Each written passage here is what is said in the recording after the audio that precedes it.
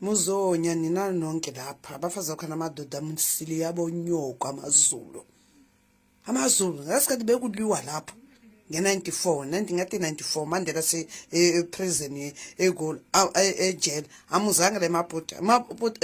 eMozambique abancedanga lapha namntu amusenza ngathi izinja muzonya bomsulu kanyoko muzonya muzofuna ulisizwa lemabhuti ngeke muyithola uVenus uzoba president muzothola manje ngoba manje mwenza ngoba uChapo vela uright no Ramaphosa bathandana mara makuzoba upresident ulo wethu uVenus muzonya lento muyenzile muzoyibhatala Mazi ukuthi muzoyibhatala lento muyenzile ukuthi muhlupha abantu bakithi muthathe izinto zabo lapha eGoli izindlo zabe kudla kwaphe izimoto zabo ngeke preparation yabantu basenzima which one I don't know but first things first awuthi ngicala ngale out yaseMalawi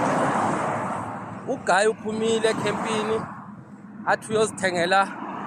imilimili because usasenemali nyana at least adedele abanye bathola ukudla kwamahala because yena still usakhona ukuzithengela and then abantu basemzansi ama victims in this case balanda lo umuntu bafuna ukumthathela lama sente asalenawo bayamgwaza and all that bafethu nina niyaloya nina niyaloya bafethu kodwa if uNkulunkulu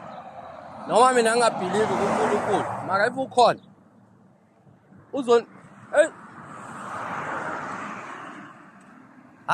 mfethu even if uNkulunkulu angekho amadlozi walabantu mfethu azozilwela mfethu ngihlukumeza abantu kakhulu mina bafethu and nisitshela ukuthi nina nama victims izolo mfethu nge-lunch time hayi ngihlezi lapha because la ngibhizi khona manje busy ngento ezisensitive kakhulu akuvumelekanga ukuthi ngiphathe ifoni kakhulu ngesandla kahle akumelanga ngiphathe ifoni you see so masidla lapha nenye intwana so yengami leyangitshela ukuthi jo yazi i-repatriation abantu baseZimbabwe njengoba bathanda kangaka seqalile eSouth Africa but there's something engiyinotisile ngithi mina what athi jo mawuvule channel ye-news ngapha uvule ngapha babonisa labantu abacula inkosi sikelela. That boy is not an African. He have never been in Africa, but uzamile ukungi-explainela ukuthi inkosi sikelela until ngi-understand ngithi oh okay kusho ukuthi okay sharp and then ngayi-check mangiyi-checka ngiyayibonga i-international media. That was sad guys. It's just that abantu basemzansi abanayo inembeza abananzwelo into abakhona ukuyenza ukuzivictimize abafethu nina nikhonile ukuphunyuka ezandleni zakaSathana zakadevil asibonge bafethu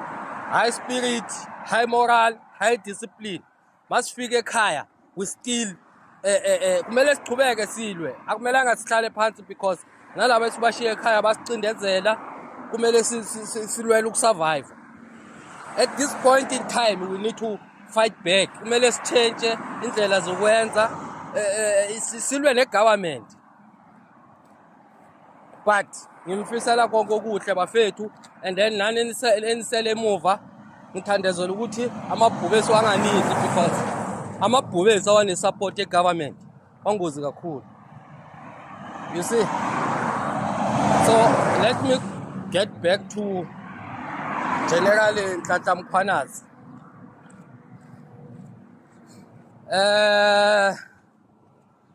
General Nhlanhla Mkhwanazi, too much of anything ayisekho right.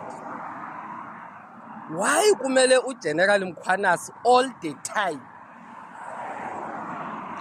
makumele address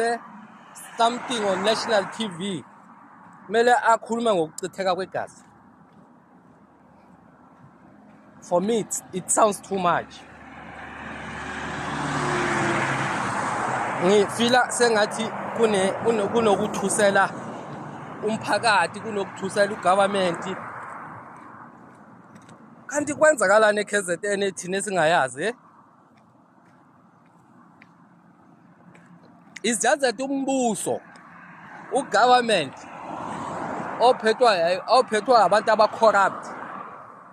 abawanakha ama-details yini uGeneral Mkhwanazi ayiprotecta kangaka ku-General Khumalo why kumele yena makumele yena ayohlala abuzwe imibuzo because at some point mina ngi-understanda sengathi umuntu whoever noma ungabe uyahlupheka noma ukwephi condition amaphoyisa i-first stage it's not arrest bayakudetain first things first it's not arrest bayakudetain labantu bakuthatha bakubeke bakubuza imibuzo based on suspect based on evidence. That's why kunama preliminary report and stuff. General Ntata Mkhwanazi uyababopha abantu. Uyabadetain ababopha yenze zonke lezi. Why yena angafuni ukuthi aquestioniwe? On top of everything, kunendaba ye bloodshed. Why? Bafethu, mina ngisathembi. Yabona mina from lama statement aka general yezinto azikhulumile nini mina. Yazi uMkhwanazi ngimsupport kakhulu manje ngabheka ama video wami. Angimsupport kakhulu uGeneral but manje angicela ngingiyeke ngizikhulumele. Ngibhodle ngokufilayo. Uyayibona? Mfethu uGeneral Ntata Mkhwanazi if bekayimela into ayikhulumayo from kuleya press briefing yokuthi laba abazomosha abazoyenzani bazoboshwa bekumele ngaba sebaboshiwe abantu asikakuboni thina lokho I mean from kuleso sikhathi sakudala sabolerana they were supposed to come back and clear ukuthi no kwayenzeka iphutha ngomuntu osona so into esibona ithi ukuthi kunokulinkwa abantu entweni ezirongo kugcina bona labantu ama suspect baziklere bona uGeneral uyoba clear nini too much of anything ayisekho right izinto kumele zenzeke normal sidila nabantu abayile esikoleni nabantu abangayanga esikoleni sidila nabantu abadala abakhulile nabantu futhi abangama 2K so lapha ke bafowethu ungezi ngomqondo ukuthi lapha wena ngumZulu or wena uyashaya ngenduku or lalelani la sikhuluma ngobunsizwa la sikhuluma ngeSouth Africa sikhuluma ngezwe lethu sonke niyangizwa thini so mina mangena angenele insizwa cha khohlwana futhi mangena angenele eMaswati khohlwana mangena lapha futhi angenele eMpumalanga uma ngena la ngikhulumela eSouth Africa ngikhulumela abantu base-South Africa ngikhulumela nami ngoba ngingumSouth Africa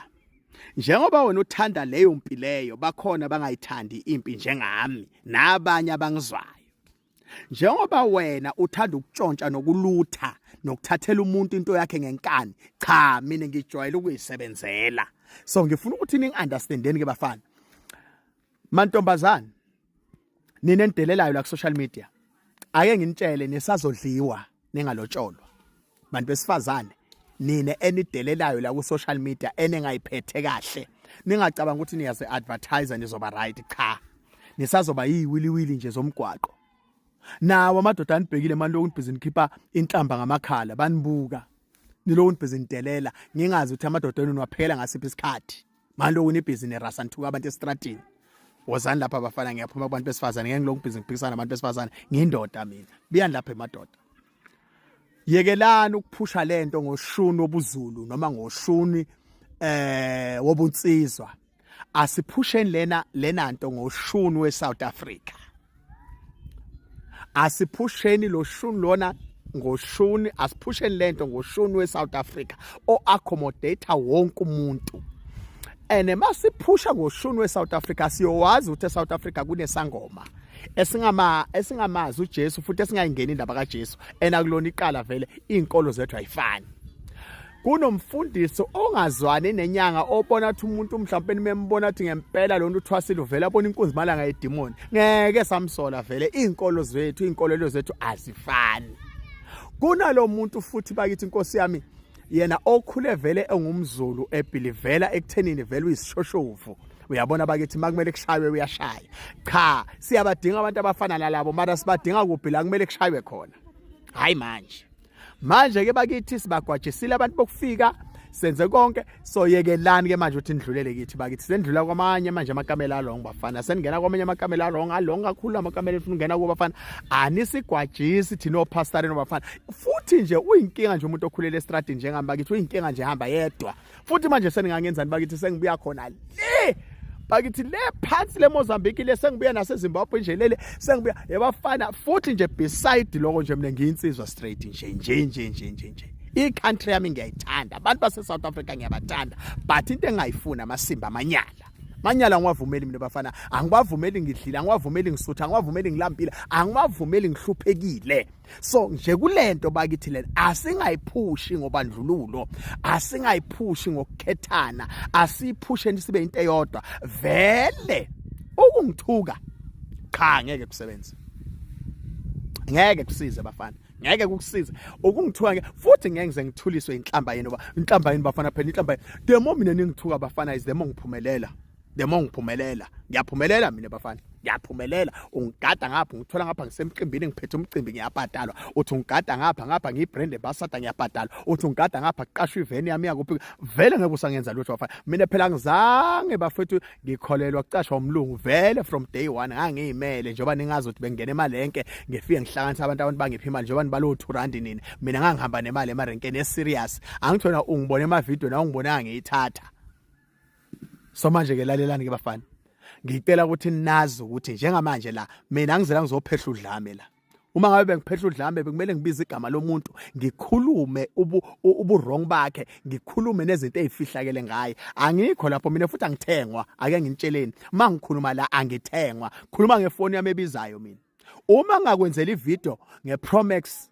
iPhone 17 ngikwenzela ivideo ngeUltra S26 ngiyinkinga bafana futhi ngeke ngisangibamba njengoba ngibone ukuthi iqiniso liyaphilisa ngiyohlala nje eqinisweni abafuna ukungijoina ababiye eqinisweni siphile abafuna ukungijoina ababiye eqinisweni siphile bafethu siyaphambili iqiniso liyaphumelelisa lona lithatha isikhathi ukuphumelelisa mara eqineni bum bathi uthwele bathi unenyoka njengami khululeka iqiniso liyakuphumelelisa futhi mawuneqiniso ke bafethu ulala ubuthongo uvuka ekseni bakithi fresh uyagain weight bafana uyabona na ukuthi vele ube clean nje nani ngiyangibona bafana ukuthi hayi cha lensizwa ngathi iguga kahle ama 2K ke angijwayela kacanti ngentanga yawo so biya lapha ke bafana ulaka phansi bekane izikhwili nibeka amahawu nibeka induku phansi siyilungisa kanjani ke manje lento ngoba sebahambile lama tuck shop akhona empty manje siwagcwalisa kanjani lama khawasha avaliwe sifaka obani lapho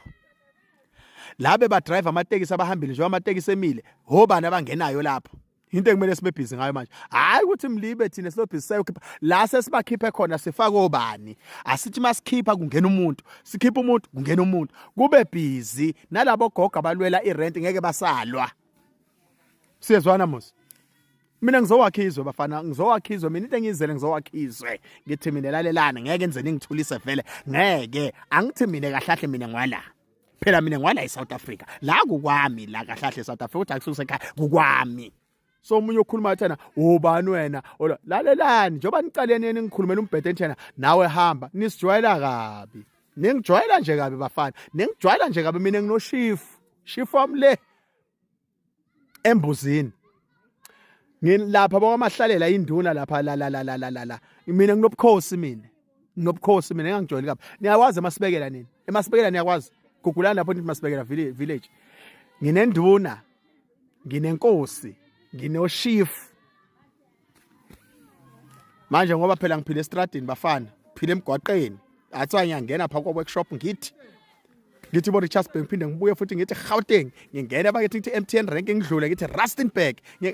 usungeke uzungenzela lutho phela mina nginenqondo nomqondo ophusile mina ngistrong kakhulu bafethu ngenzima so buyani kimi nikhulume kami